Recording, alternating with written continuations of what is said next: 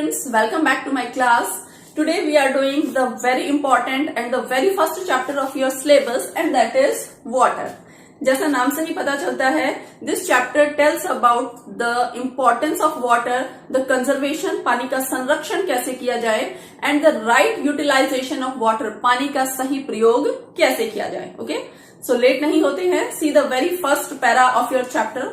पहले ही पैराग्राफ में ऑथर जो हैं वाटर को कंपेयर कर रहे हैं एलिक्सिर से. What is elixir? Elixir is amrit. Okay, जिस तरह से अमृत क्या करता है, हमने सालों तक अमृत को खोजा है. किस लिए? क्योंकि अमृत हमें क्या दे रहा है? इमॉर्टेलिटी, अनश्वरता दे रहा है, हमें अमर बना रहा है. ओके, अमरता दे रहा है. So the author says there is no need to search for amrit. अमृत को ढूंढने की जरूरत नहीं है, because water itself is amrit, itself is elixir. Water खुद ही किसका काम करता है?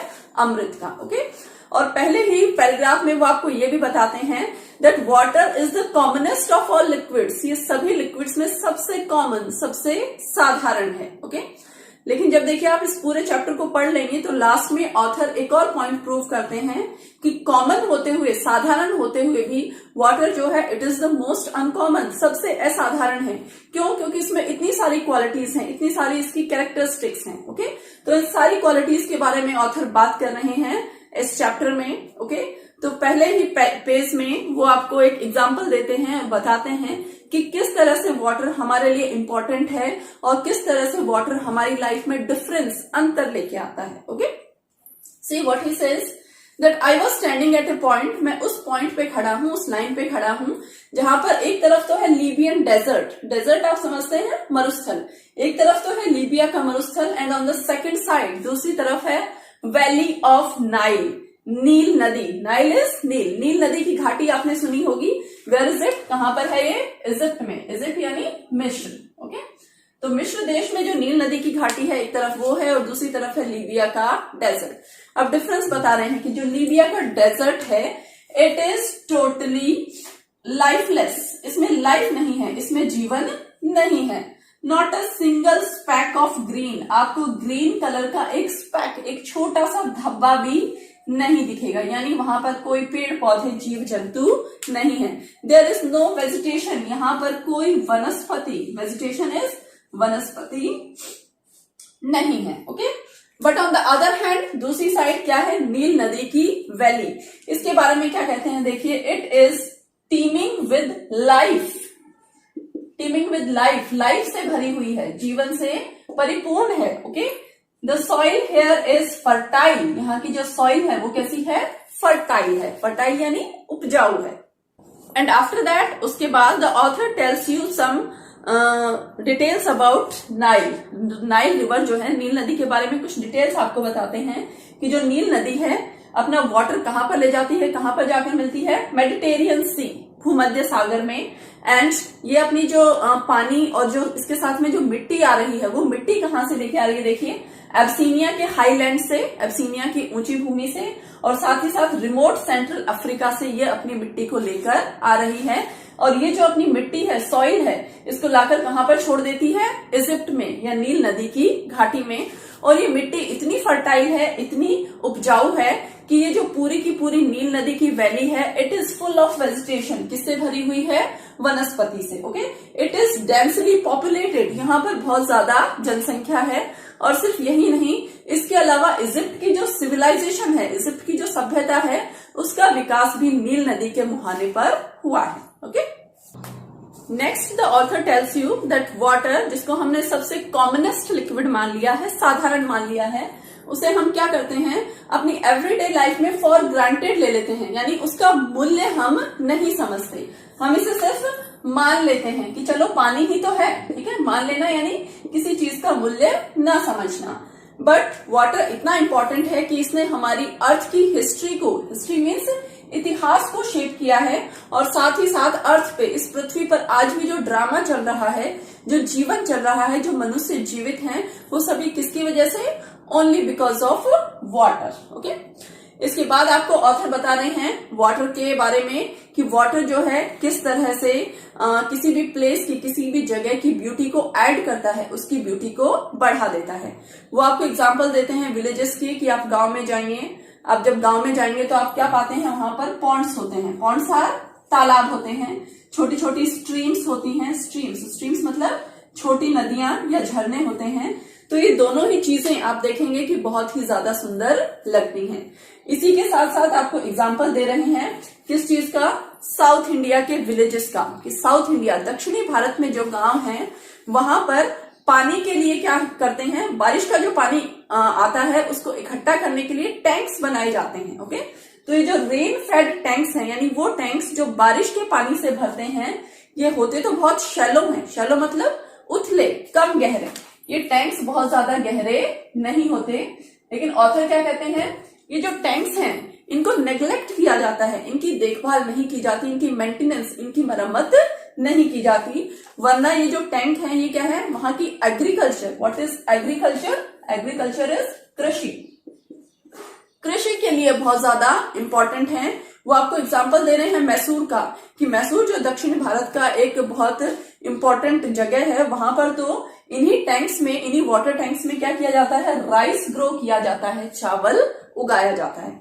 तो आप समझ सकते हैं कि बारिश के पानी को इकट्ठा करना एग्रीकल्चर के लिए, कृषि के लिए कितना महत्वपूर्ण है। उन टैंक्स में साउथ इंडिया में तो कृषि, खेती की जाती है। Okay, at the end of this page, पहले ही पेज के एंड में ऑथर ने अब वाटर को कंपेयर किया है आईज से। ओके, जैसे हमारे फेस पे सबसे इंपॉर्टेंट क्या है, हमारी आईज, उसी तरह इस अर्थ पे सबसे इंपॉर्टेंट क्या है, वाटर। ओके ओके, इस चैप्टर में साथ ही ऑथर आपको बताते हैं वाटर की एक बहुत इंपॉर्टेंट क्वालिटी, और वो क्वालिटी है it's power to carry silt, की अपने साथ सिल्ट। सिल्ट किसे कहेंगे हम, गाद। पानी के अंदर जो कीचड़ जैसी चीज होती है, ओके, जो गाद होता है उसे कहा गया है सिल्ट। ओके, तो सिल्ट का ही एक और नाम दिया गया है इस चैप्टर में, finally divided soil into suspension. तो दोनों का मतलब एक ही, आप कंफ्यूज ना हो। तो वाटर क्या करता है, सिल्ट को अपने साथ कैरी करता है, और ये सिल्ट क्या करता है, वो अलग अलग जगहों से लेकर आता है मिट्टी के रूप में, या बहुत बड़े बड़े पार्टिकल्स जो हैं, पार्टिकल्स यानी वस्तुएं, बहुत बड़ी बड़ी वस्तुएं पानी में मिल जाती हैं, मीलों तक तैरती रहती हैं, और फाइनली किसमें बदल जाती हैं, सिल्ट में। तो सिल्ट की विशेषता क्या है कि सिल्ट के जो पार्टिकल्स हैं, जो कण हैं, वो जो फाइनेस्ट यानी जो सबसे छोटे वाले जो कण हैं, वो पानी में ही मिलते रहते हैं और दूर तक कैरी होते रहते हैं, दूर तक ले जाए जाते हैं। और इस तरह से वो जमीन जहां पर की पानी सिल्ट को छोड़ता है या गाद को छोड़ता है, वो जमीन बहुत ज्यादा फर्टाइल, बहुत ज्यादा उपजाऊ हो जाती है। Okay, how water is important for us, कैसे हमारे लिए बहुत महत्वपूर्ण है। देखिए, वाटर क्या करता है, इट फॉर्म्स सॉइल, मिट्टी का निर्माण करता है। कैसे, देखिए, आज की जो जियोलॉजिकल प्रोसेस है, जो भौगोलिक हमारी प्रक्रिया है, भूगोल से संबंधित प्रक्रिया है, उसमें वाटर क्या करता है, फॉर्मेशन ऑफ सॉइल। सॉइल यानी मिट्टी को फॉर्म करता है, मिट्टी का निर्माण करता है। फॉर्मेशन मीन्स निर्माण। अब पानी मिट्टी का निर्माण कैसे करता है, देखिए, जब पानी तेज गति से रॉक्स, चट्टानों के ऊपर से, उनकी क्रस्ट के ऊपर से बहता है, तो क्रस्ट धीरे धीरे क्या होती है, धीरे धीरे उसके पार्टिकल्स टूटते जाते हैं और वो मीलों तक बहकर मिट्टी में बदल जाते हैं। तो इस तरह से जो वाटर है उसका रोल क्या है, कंस्ट्रक्ट करना, निर्माण करना। किसका निर्माण करना, मिट्टी का निर्माण करना। बट ऑथर हमें क्या कह रहे हैं कि अगर ह्यूमन बींग्स ध्यान ना दे तो वाटर कंस्ट्रक्ट तो कर ही सकता है, निर्माण तो कर ही सकता है, इसके साथ साथ ही ये डिस्ट्रक्टिव पार्ट भी प्ले कर सकता है, यानी विनाशकारी भूमिका भी अदा कर सकता है। यानी वाटर पर अगर हम ध्यान नहीं देंगे तो वाटर हमारे लिए डिस्ट्रक्शन, विनाश भी लेकर आ सकता है। कैसे, देखिए, it can wash away soil, जिस मिट्टी का इसने निर्माण किया है ये उसी मिट्टी को वॉश अवे कर सकता है, यानी उसको जमीन के ऊपर से, अर्थ के ऊपर से उस मिट्टी को पूरी तरह से हटा सकता है। और इस मिट्टी को हटा देने की अवस्था को ही क्या कहा जाता है, सॉइल इरोजन। नाम सुना होगा आपने, मृदा अपरदन। मृदा अपरदन यानी मिट्टी की जो सबसे ऊपरी परत है, और सबसे ऊपरी परत आपको बताया बहुत फर्टाइल होती है, एग्रीकल्चर के लिए, कृषि के लिए इंपॉर्टेंट होती है। तो अगर वो मिट्टी की परत अगर बह जाती है तो एग्रीकल्चर एकदम खत्म हो जाता है इंडिया का। तो उस फर्टिलिटी को बचाने के लिए हमें क्या करना होगा, सॉइल इरोजन को, मृदा अपरदन को रोकना होगा। अब इंडिया में मृदा अपरदन है, उसके रीजंस क्या क्या हैं, ठीक है, और मृदा अपरदन किस तरह से होता है। तो देखिए, मृदा अपरदन जब होता है तो डीप गलीज का, गलीज आपने बड़े बड़े खड्डे देखे होंगे, खड्ड, तो डीप गलीज, गहरे खड्डों का निर्माण होता है। रिवाइंस, दर्रों का निर्माण होता है। यानी जब बहुत ज्यादा पानी बहता है तो मिट्टी में खड्डे या दर्रे, घाटियां, इस तरह की चीजें बन जाती हैं। और इन चीजों से क्या होता है, जमीन उबड़ खाबड़ हो जाएगी, फर्टिलिटी पूरी तरह से खत्म हो जाएगी और एग्रीकल्चर, कृषि जो है वो लगभग इम्पॉसिबल, असंभव हो जाती है।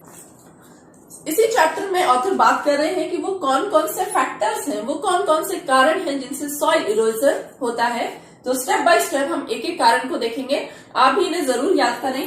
पहला कारण है sudden burst of excessive heavy rain. Rain आपको पता है, बारिश जब हैवी हो, भारी हो या एक्सेसिव बहुत ज्यादा हो और उस बारिश को चेक करने, उस बारिश को रोकने का कोई उपाय हमारे पास ना हो तो पानी अपने साथ मिट्टी को बहाकर ले जाता है और मृदा अपरदन होता है। Second, slope of the land. अगर भूमि में बहुत ज्यादा स्लोप हो, ढलान हो, ओके, तो वो उस तरह की लैंड भी क्या करेगी, it can not check water flow, water के फ्लो को, उसके बहाव को रोक नहीं सकेगी।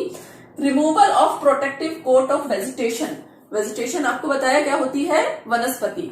वनस्पति देखिए क्या करती है, प्रोटेक्ट करके रखती है। किसको प्रोटेक्ट करती है, मिट्टी को एकदम पकड़ कर रखती है। तो एक कोट का, एक परत का काम करती है वो परत, जो कि किसको पकड़ के रखती है, मिट्टी को।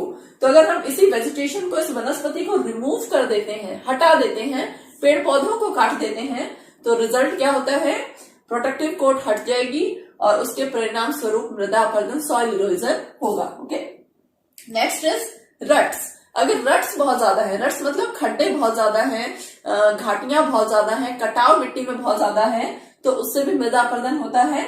Last one, absence of check. अगर आपने पानी को चेक करने के लिए, रोकने के लिए कोई उपाय नहीं किए तो उससे भी सॉइल इरोजन होता है। ओके, आगे ऑथर बता रहे हैं कि सॉइल इरोजन को, मृदा अपरदन को रोकने के लिए क्या क्या मेजर्स आर, उपाय, कौन कौन से उपाय अपनाए जा सकते हैं। तो मृदा अपरदन को रोकने का पहला उपाय है, देखिए, टेरेसिंग ऑफ लैंड। आपने देखा होगा पहाड़ी जो इलाके हैं वहां पर लैंड की टेरेसिंग कर दी जाती है। टेरेसिंग यानी सीढ़ी नुमा कृषि आपने देखी होगी। ओके, तो अगर सीढ़ी नुमा कृषि की जाती है तो क्या होता है, पानी का जो बहाव है वो बहुत कम हो जाता है और सॉइल इरोजन नहीं होता। Second, construction of bunds or bandh. अगर आप पानी को रोकने के लिए बांध का निर्माण कर देते हैं तो बांध में क्या करेगा, it will control the check of flow of water के फ्लो को कंट्रोल करेगा। कंटूर कल्टीवेशन, अभी हमने वर्ड पढ़ा एग्रीकल्चर, जिसका मतलब भी है कृषि, और कल्टीवेशन मीन्स ऑल्सो कृषि। तो अगर आप कंटूर कल्टीवेशन, समोच्च कृषि, ये भी देखिए सीढ़ी नुमा कृषि की तरह ही होती है, समोच्च कृषि।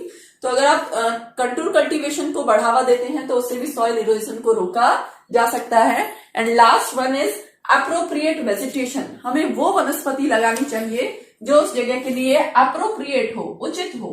ठीक है, तो हमें ऐसे ट्रीज को प्लांट करना चाहिए, ऐसे पेड़ पौधों को लगाना चाहिए जो उस लैंड के लिए अप्रोप्रिएट हो और सॉइल इरोजन को कंट्रोल कर सके। We all know that water is the basis of our life. हमारे जीवन का आधार है। यही ऑथर आपको बताते हैं कि water is important for humans, animals and plants. तीनों के लिए जरूरी है। ह्यूमंस और एनिमल्स डायरेक्ट वाटर लेते हैं, तो प्लांट्स यूज करते हैं मॉइस्चर यानी नमी का प्रयोग करते हैं। ओके, तो इस तरह से अर्थ पे चाहे कोई भी फिजियोलॉजिकल एक्टिविटी हो, कोई भी शारीरिक, भौतिक, कोई भी क्रियाकलाप हो, हर क्रियाकलाप में वाटर इज मोस्ट इम्पॉर्टेंट। पानी सबसे अधिक महत्वपूर्ण है। ओके, इसीलिए हमें क्या करना चाहिए, इस वाटर का कंजर्वेशन आपको शुरुआत में बताया था, संरक्षण करना चाहिए, पानी को बचाना चाहिए, साथ ही साथ यूटिलाइजेशन, उसका सही प्रयोग करना चाहिए। ओके, अब पानी का सही प्रयोग क्यों करें, कंजर्वेशन क्यों करें, क्योंकि पानी तो बहुत सारा है। ओके, बट ऑथर क्या कह रहे हैं कि पानी है तो बहुत सारा, लेकिन सिर्फ इतना पानी, वो पानी जो कहां पर है, या तो आर्टिजियन वाटर हम किसे कहेंगे, भूमिगत जल है, वो पीने योग्य होता है, या फिर वो पानी पीने योग्य है जो सीजनल रेनफॉल से हमें मिल रहा है। रेनफॉल से यानी वर्षा से, मौसमी वर्षा से जो पानी मिल रहा है, सिर्फ वो पानी हमारे काम का है। इसीलिए हमें क्या करना है, भूमिगत वाटर पे तो कंट्रोल कर नहीं सकते, हमें क्या करना है, जो रेनफॉल का पानी है, जो बारिश का पानी है, उसका कलेक्शन स्टार्ट हमें कर देना चाहिए, उसे इकट्ठा हमें करना चाहिए और उसका कंजर्वेशन करना चाहिए, उसका संरक्षण करना चाहिए। क्यों? क्योंकि अगर आप पानी का संरक्षण स्टार्ट कर देते हैं तो पानी का संरक्षण करने से आपकी जो सॉइल इरोजन की प्रॉब्लम है, जो मृदा अपरदन की प्रॉब्लम है, वो भी खत्म हो जाएगी। राइटर क्या कह रहे हैं कि सॉइल इरोजन, मृदा अपरदन और इरेगुलर रेनफॉल, रेनफॉल कैसा होता है इंडिया में? अनियमित होता है, यानी कभी बहुत ज्यादा कभी बहुत कम।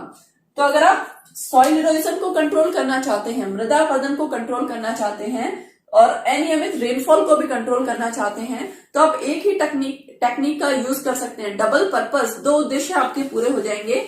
अगर आप इसको रोकने की कोशिश करेंगे तो ये चीज अपने आप रुक जाएगी। मान लीजिए आपने बांध बनाए, किसको रोकने के लिए?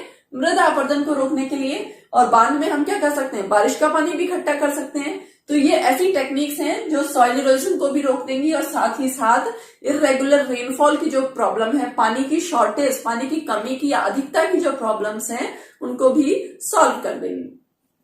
इस चैप्टर में ऑथर आपको बहुत सारे तरीके बता रहे हैं जिससे वाटर का यूटिलाइजेशन किया जा सके, सही प्रयोग किया जा सके। पहला तरीका है हार्नेसिंग ऑफ रिवर्स। भारत में जितनी भी नदियां हैं उनके पानी को हार्नेस किया जाना चाहिए, सही प्रयोग किया जाना चाहिए। क्योंकि अगर आप नदियों के पानी को सही प्रयोग कर लेते हैं तो क्या होगा? जितने भी स्क्रब जंगल्स हैं, स्क्रब जंगल कौन सा होता है? कांटेदार जंगल। ओके, ऐसा जंगल जहां पर कांटेदार पेड़ हैं या बहुत छोटे पेड़ हैं जो हमारे बहुत काम नहीं आते, जो ना ऑक्सीजन ज्यादा दे रहे हैं, ना जिनसे लकड़ी अच्छी मिल रही है, तो इस तरह के कांटेदार जंगल को हम डेंस, गहन जंगल में बदल सकते हैं। वहां की भूमि को फर्टाइल, उपजाऊ बना सकते हैं। ओके, साथ ही साथ आपको ये बताते हैं कि पानी का अगर आप कंजर्वेशन कर लेते हैं, पानी का अगर आप संरक्षण स्टार्ट कर देते हैं तो एफोरेस्टेशन यानी वनारोपण, की जो बहुत इंपॉर्टेंट बिंदु है उसके ऊपर भी आप काम कर सकते हैं। ज्यादा से ज्यादा पेड़ आप लगा सकते हैं और आप क्या कर सकते हैं? अभी ऊपर आपको बताया स्क्रब जंगल्स, कांटेदार जंगल की जगह आप सिविलाइज्ड फॉरेस्ट हम किसे कहेंगे? वो फॉरेस्ट, वो जंगल जहां पर सिविल पेड़ हों, अच्छे पेड़ हों, सभ्य पेड़ हों, ऐसे पेड़ जो कि हमें क्या देते हो? बहुत ज्यादा, जिनसे हमें ऑक्सीजन मिले, जिनसे बहुत ज्यादा लकड़ी मिले।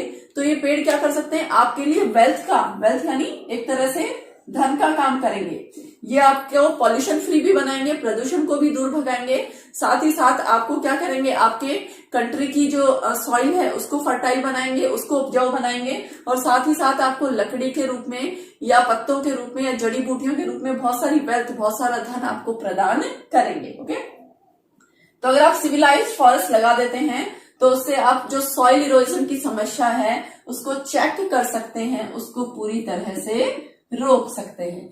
तो देखिए सारी चीजें आपस में मिली हुई हैं कि अगर आप पानी का संरक्षण करेंगे तो वनारोपण की समस्या का समाधान हो जाएगा, वनारोपण की समस्या का समाधान हो जाएगा तो मृदा अपरदन की समस्या का समाधान भी अपने आप हो जाएगा। ओके, तो साथ ही ऑथर अब आपको बता रहे हैं कि आज की जो मॉडर्न युग है, हमारा मॉडर्न एज है, पानी का कौन कौन सा यूज हम कर सकते हैं। साथ ही आपको ये बता रहे हैं कि किस तरह से कंट्री साइड हम किसे कहते हैं? विलेज, गांव, कि किस तरह से जो गांव है अगर वहां तक पानी का सही प्रयोग किया जाए, गांवों में पानी का संरक्षण किया जाए, तो किस तरह से कंट्री साइड की जो लाइफ है, गांवों का जो जीवन है, उसमें हम वैल्यू ऐड कर सकते हैं, उसका मूल्य बढ़ा सकते हैं या ग्रामीण लोगों के जीवन को अच्छा बना सकते हैं। आपको क्या क्या उदाहरण दे रहे हैं? आपको बता रहे हैं कि जो पानी ट्रांसपोर्टेशन आपने सुना होगा, परिवहन, ट्रांसपोर्ट यानी परिवहन। ऑथर आपको बताते हैं कि पानी जो है परिवहन का सबसे चीप, सबसे सस्ता साधन है। आपने रेल के बारे में सुना होगा, रोड के बारे में सुना होगा, ये चीजें महंगी है, लेकिन अगर आप बोट में सफर करेंगे, नाव में सफर करेंगे, बार्जेस में सफर करेंगे तो ये चीजें काफी चीप होती हैं, काफी सस्ती होती हैं। अगर आप इनको बढ़ावा देंगे तो क्या होगा? गांव वालों की जो लाइफ है उसमें सुधार होगा, उन लोगों के इनकम के, आमदनी के सोर्स बढ़ेंगे। इसी तरह से अगर आप हाइड्रो इलेक्ट्रिसिटी का निर्माण कर सकते हैं, हाइड्रो इलेक्ट्रिसिटी यानी जल विद्युत, अगर आप जल विद्युत का ज्यादा से ज्यादा निर्माण करेंगे और ये इलेक्ट्रिसिटी, ये विद्युत, ये बिजली अगर आप गांवों तक पहुंचा देंगे तो क्या होगा?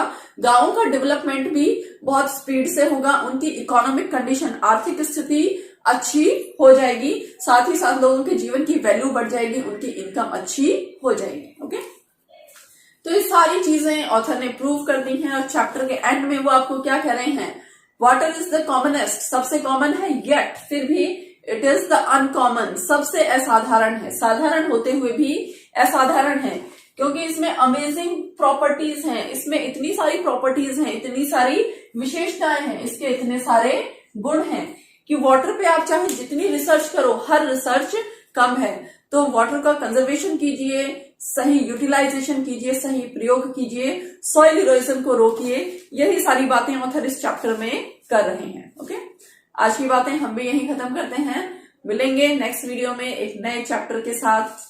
Till then, good bye and keep study.